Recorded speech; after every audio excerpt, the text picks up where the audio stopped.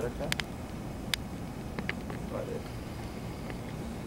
Coming over now, and not distinguishable as a separate bone, but in line with the third finger is the lunate.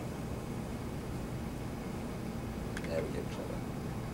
If I put the tip of my thumb on the ulnar styloid and then just drop it off the edge of the styloid into the wrist, don't move down, just drop it into the wrist, I can squeeze it. Now I'm using my other index finger to give me some resistance, but if I just push my thumb into it, you should feel it bounce. It's very springy. Now all I've got to do is move down the wrist about 1/4 of an inch and you lose that bounce.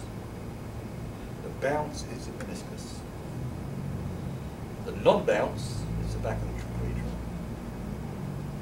You can be that specific with this. Okay?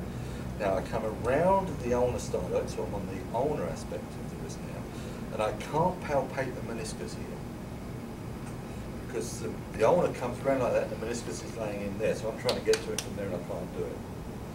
So the bone I feel immediately distal to the ulnar styloid is the ulnar aspect of the triquetrum. Is that okay? Fair enough? Now the distal bone, or what's left of the distal bone.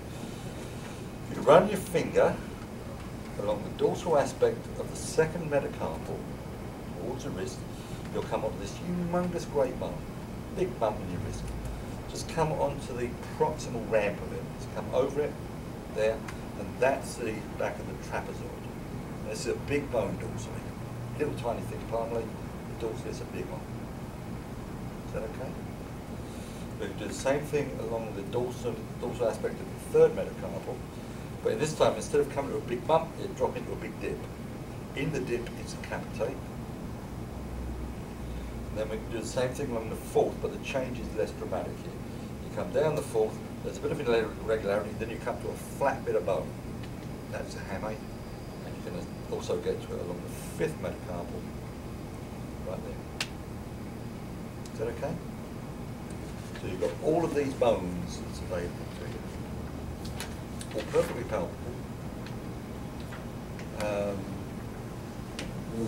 And easily palpable without it. So what I want you to do is find it in the palm.